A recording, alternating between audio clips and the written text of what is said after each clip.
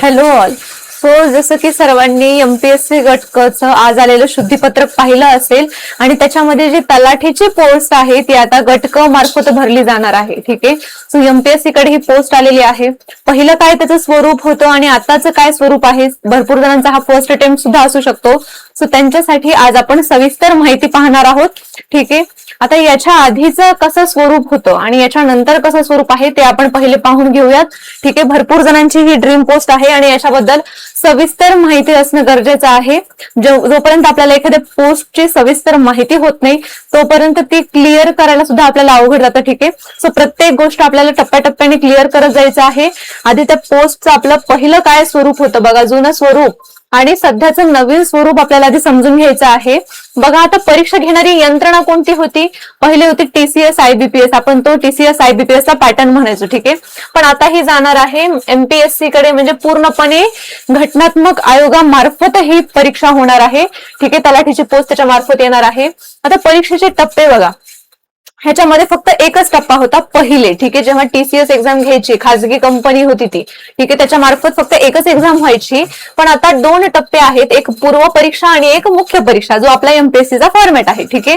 पूर्व परीक्षा स्वरूप आता इथं लागू नव्हतं, डायरेक्टली पेपर होता. याच्यामध्ये 100 गुणांसाठी 100 प्रश्न असणारी पूर्व परीक्षा आहे, ज्याच्यामध्ये 60 मिनिटांचा वेळ दिलेला असतो. ठीक आहे. क्वालिफाईंग असतो आणि जर तुम्ही हा क्वालिफाय केला तरच तुम्ही पेपर 2 साठी म्हणजेच मुख्य परीक्षेसाठी मुख्य परीक्षेसाठी इलिजिबल असतात. ठीक आहे.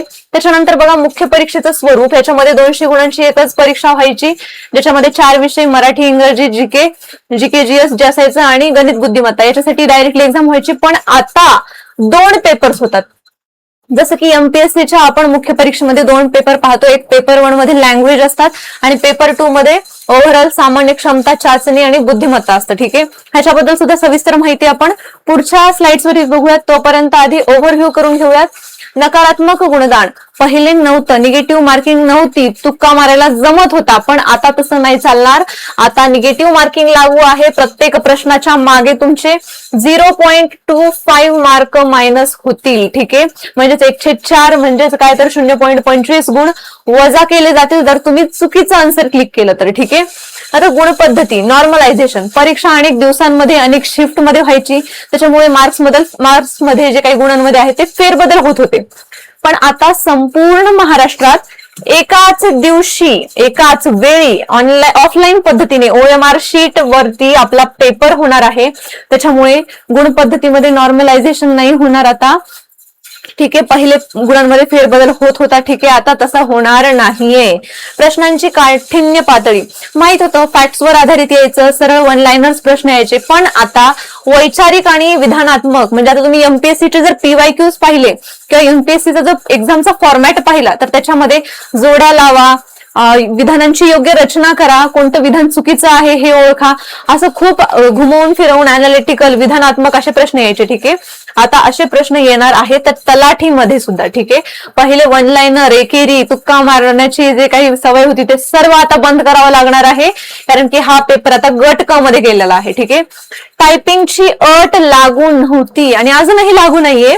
जर काही लिपिक पद असेल किंवा जे काही टॅक्स असिस्टंट म्हणूयात आपण, त्याच्यासाठी टायपिंगचं आपल्याला सर्टिफिकेट लागतं. पण तलाठीसाठी आपल्याला टायपिंग प्रमाणपत्राची गरज नाहीये. ठीक आहे. चलो, इथपर्यंत क्लिअर असेल तुम्हा सगळ्यांना. तर आता बघा, याच्यामध्ये पात्रता आणि टायपिंगची अट आपल्याला पाहिजे आहे. सर्वात पहिले आहे शैक्षणिक पात्रता. आता भरपूर जण म्हणता माझी ही डिग्री आहे, माझी ती डिग्री आहे, मी इलिजिबल आहे का? पण त्याच्यासाठी उमेदवाराकडे कोणत्याही मान्यता प्राप्त विद्यापीठाची पदवी असणं फक्त गरजेचं आहे. ठीक आहे. म्हणजे आपल्याला फक्त डिग्री पाहिजे, कोणत्याही विद्यापीठाची चालेल, पर्सेंटेज वगैरे काही नाही, फक्त डिग्री असणं अनिवार्य आहे. ओके. आणि टायपिंग प्रमाणपत्राची अट नाहीये, कारण की लिपिक जे काही असतात, क्लर्क, टायपिस्ट असतात किंवा जे काही कर सहाय्यक, टॅक्स असिस्टंट असतात, या पदांसाठी टायपिंग सर्टिफिकेट लागू शकतं. पण तलाठीसाठी टायपिंग प्रमाणपत्राची कोणतीही अट असणार नाहीये. ठीक आहे. आता याच्यामध्ये बघा, जो खुला ओपन वर्ग आहे, ठीक आहे, खुला प्रवर्ग आहे, याच्यासाठी वयाची जी लिमिट आहे ती कमीत कमी 18 ते कमाल वर्ष 38 वर्षांपर्यंत आहे. त्याच्यानंतर जे मागासवर्गीय किंवा रिझर्व्ड आहे त्याच्यासाठी कमाल 43 वर्षांपर्यंत वयाची सवलत दिलेली आहे. ठीक आहे. ती कॅटेगरी वाईज त्यांचे चेंजेस होत असतात. ठीक आहे. ओव्हरऑल इतकी माहिती झाली असेल तुम्हाला तर चलो, आता तुमच्या सर्वांसाठी सांगायचं तर आपल्या जे काही उत्कर्ष इन्स्टिट्यूटचं ऍप आहे त्याच्यावरती ज्या काही पेड बॅचेस आहेत त्याच्यावरती सध्या ऑफर चालू आहे आणि कोणत्याही बॅच आपण 15 ऑगस्ट पर्यंत जर घेतली, 9 ते 15 ऑगस्ट दरम्यान असं दिलेलं आहे, ठीक आहे. सो कोणतीही बॅच आपल्याला 999 रुपयाला मिळून जाईल, ठीक आहे. आणि याच्यामध्ये सुद्धा आपली तलाठी भरतीची सुद्धा बॅच आहे, ओके. आणि एमपीएससी संयुक्त गट ब व गट क ची सुद्धा बॅच आहे.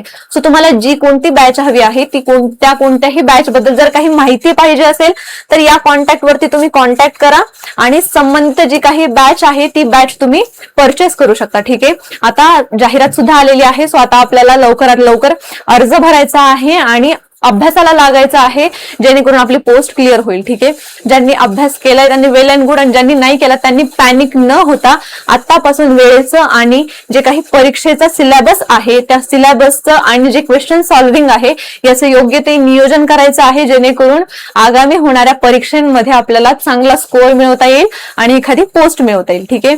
So all the best for your future. सर्वांनी अभ्यास करत राहायचा आहे, कंटिन्युटी ठेवायची आहे, कॉन्स्टंट राहायचं आहे, पॅनिक व्हायचं नाहीये, ठीक आहे. अजूनही वेळ आहे. जर योग्य पद्धतीने जर आपण त्याचं पूर्ण नियोजन केलं तर आपण ते नक्कीच कोप अप करू शकतो आणि चांगला स्कोर मिळवू शकतो, ठीक आहे. That's all for today. Thank you so much.